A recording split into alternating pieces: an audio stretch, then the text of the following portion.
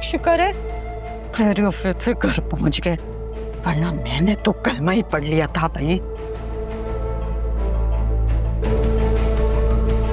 ओए, ओए।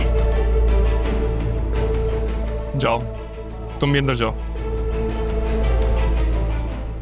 तुम अंदर नहीं आओगे?